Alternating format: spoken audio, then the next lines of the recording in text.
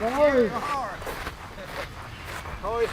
It's good to meet you after all this time. Yes, welcome. All right. Yes, all right. So I'm really happy to meet you here in Lund. So you're going to tell me about some runestones today? Some cool runestones. All right, let's hear about it. Chances are you've heard of this place, where reasonably priced DIY furniture came to be. Abba was formed, and sour herring is a pleasant national dish. I'm here to learn the ways of the Vikings from the people who still embody their essence. Together with experts about Viking fighting techniques, drinking culture, and Norse mythology, my days in Scandinavia will be my initiation into the ways of the Viking. Greetings. The first person to introduce me to the Viking ways is Lars Magnar Enoksen, a man who's keeping Viking culture alive through teaching Glima and surrounding himself with the Viking spirit. He is, in fact, a modern Viking. Free grappling, preparing for battlefield.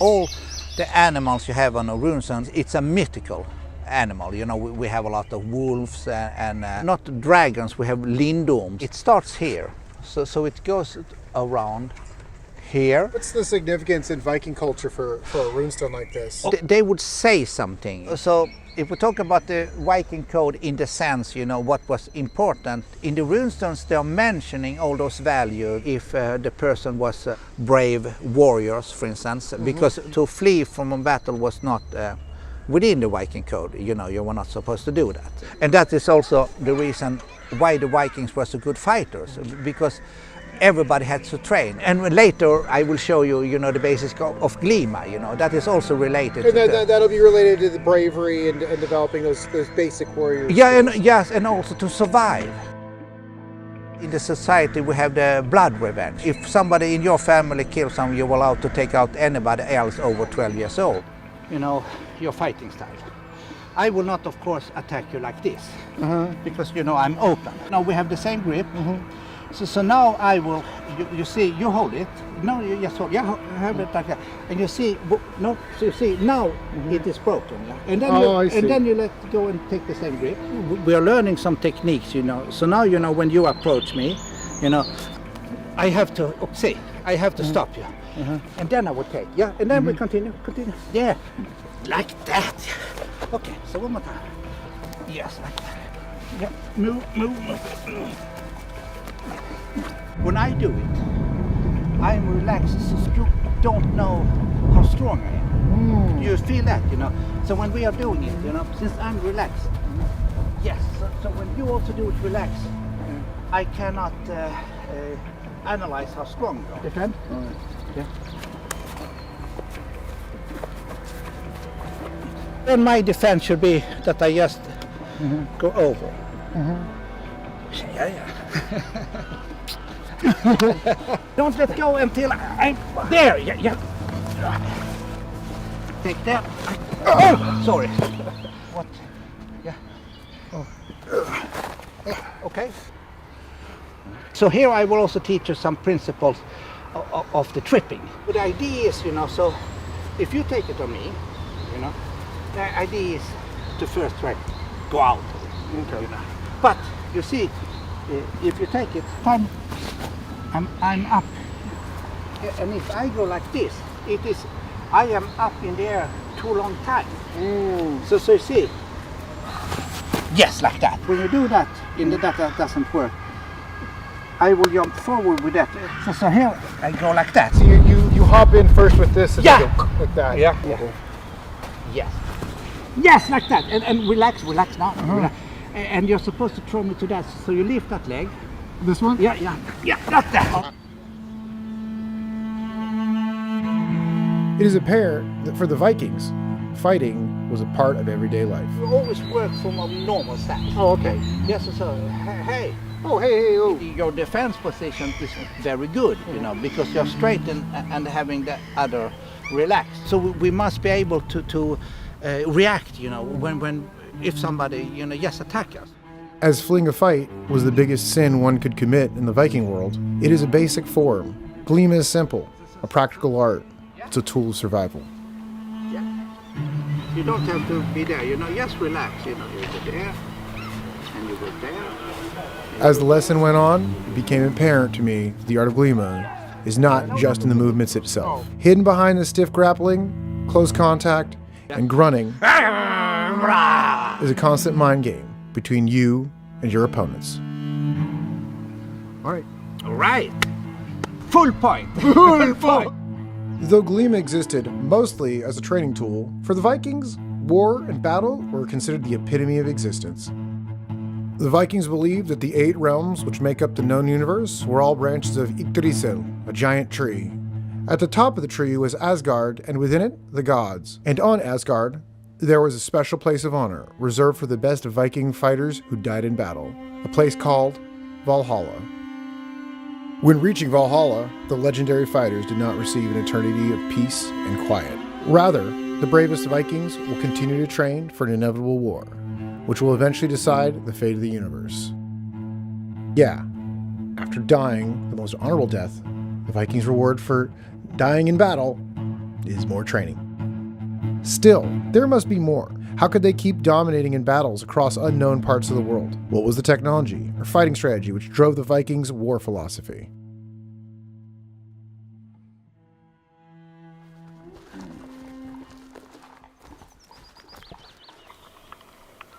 Vikings were a very, very critical warrior group in history. They're the only warriors that have a time period named after them, the Viking Age. No other warrior has their own time period. Now, even though the Viking Age stopped, I like to think that the Vikings didn't. What makes the Viking sword significant? Viking swords were very light. As you can see, it's very nimble. The technique with the Viking sword is you would put it in your hand and you would sort of leave the index finger loose. That pressure allows you to move the weapon very nimbly, and you're able to use it quickly.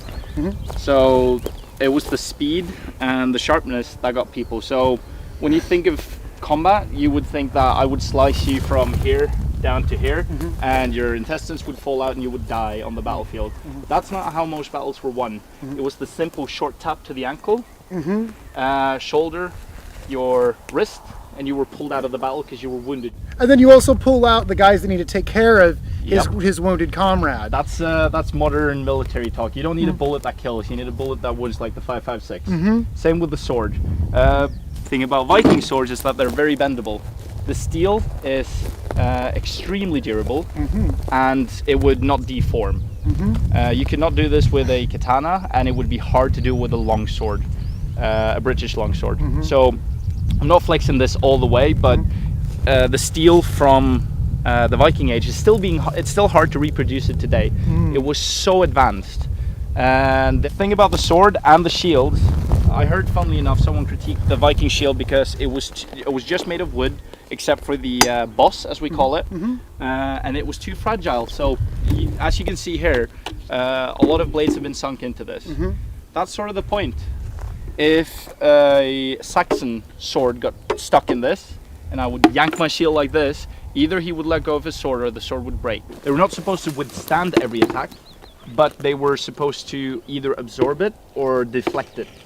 Instead of standing like this with a shield, some people might think that's the thing, you would stand like this. All right, there we go. Now, what we train is we never train any blocks. It sounds stupid, it's a shield. Shield blocks. But that does not mean that it is a defensive thing, it's a weapon. This as well as this. Use this to block, and you use this to attack. If you come with a very, very slow, over-the-top hit, instead of blocking that, I am intercepting it. Imagine that lower. Oh yeah, my fingers. hand. Yeah. You don't have a guard for your fingers. Not very many medieval weapons did. Now, what's funny is you got your shoulders and your hips. Those are basically the things that move when you're fighting. The stances and techniques work with firearms as well, which is why the Norwegian military trains their close quarters with the closed stance. So if we make a stance from someone's very young and they can use that through their life, then they don't have to change the way they think when they get a new tool in their hand. The Vikings' reach was from as far as the north of Africa and as far east as Russia. through the Mediterranean to Constantinople, and to the Middle East. They even reached North America to present-day Newfoundland, Canada. If the Viking Age didn't end, then the Vikings would be around us right now with firearms. That would be the Vikings, because they adapted. They brought the technology with them. They would have used bows like this throughout the Viking Age, but when they traveled out to Turkey and different parts of the world along the coast, they would pick up other bows. While other so-called empires were driven by divine ambitions to spread the truth, by ethnic pride or a single conqueror's dream of world dominance, my understanding is that what united the Vikings as they ventured to the world seems to have been nothing more than the Viking ways themselves. They have found Mongolian and Turkish style recurve bows made of composite materials in Danish Viking graves. If they found something that worked better, they would use it. It was about each Viking clan's search for the next great challenge. Now it makes sense. The search for Valhalla. What greater challenge could there be to a Viking than fighting for the survival of the universe amongst the finest warriors the world has ever seen?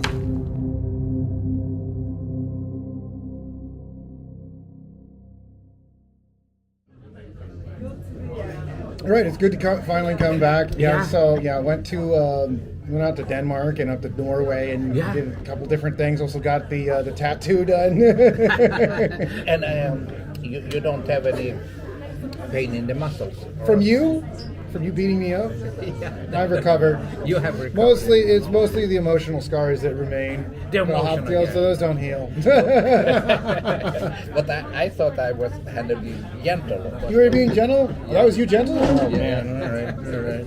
One of the things that I think is interesting, going to a lot of different countries with very different cultures and training in their local martial art, you see overlap that goes across, like, I'm doing Muay Thai, and it's like, now we're here doing this other thing, but it's not striking, it's totally different, and like half of it is like, oh wow, that's exactly what we do in Muay Thai, and then the other half is like completely different, and they would never tell you to do it that way. So like Glima, what I liked about it was it tries to be very functional and like to the point, and it seemed like Glima had a lot of similarities and overlap. If I had to pick anything that I've ever sort of trained in that has some overlap with it, I would probably say Krav Maga, because it's built for combat, it's built to get to the point. Yeah, and they also have something about awareness.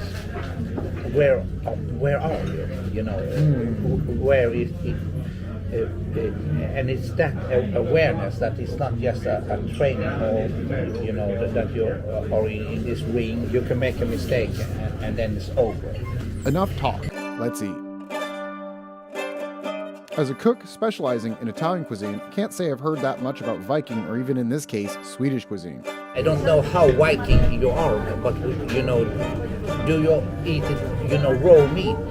Yeah, of course. That is the best. Yeah. All right, so then which one is it? That is husets klassiska raw beef. The first dish was a bit similar to beef tartare, topped with cheese and served with an assortment of customizable sides and sauces. The raw egg yolk and pickled onion remind me a little bit of Korean ukwe, but of course there's a twist. What is this? Ooh, this is akvavit line akvavit. It has they have made it. Put it on a ship in Norway. Mm-hmm. Send it across the equator. Then get back, and then we drink it. Skål. Next, the gravy, on meatballs with a particularly fatty piece of bacon. If something works, why change it?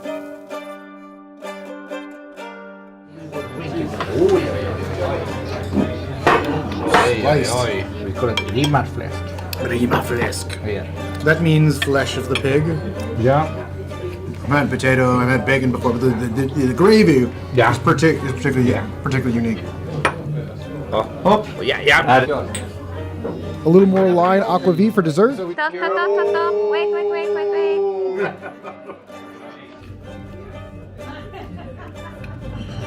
But this is not the only drink the Swedes are known for. This is, made by a great mead maker, Björn. That is why it's called Mjödbjörn.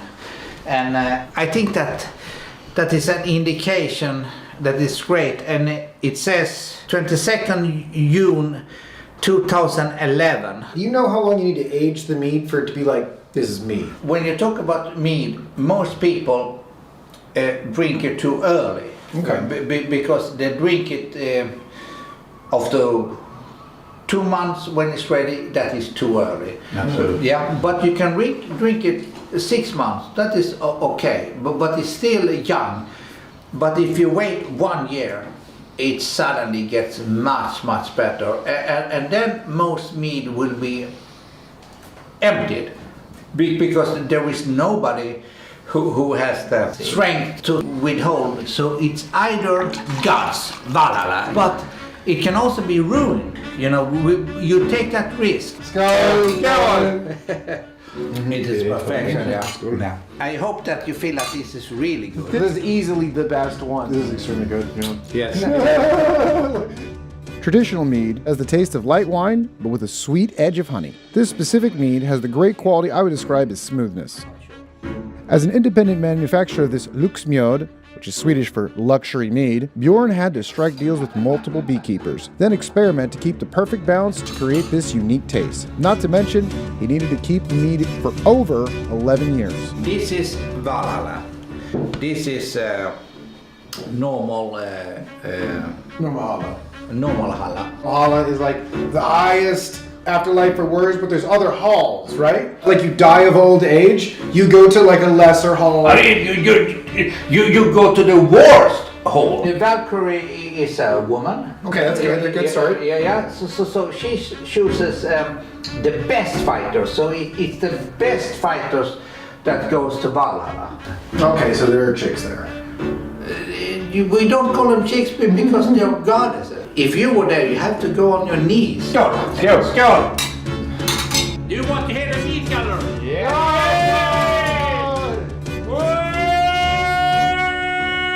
After spending time with Lars, fighting, grunting, eating and drinking like a modern-day Viking, I could say that I understand the basics of Glima and the unique flexible approach of Viking strategic warfare. The Vikings represent Europe's last few legacies of where physical toughness and a strong relationship with nature was the key to thriving. Though the Vikings reign large in our collective memory as a symbol of violent destruction, to me, they are in a deeper sense a different way of understanding ourselves as humans on this earth. Skål! Skål!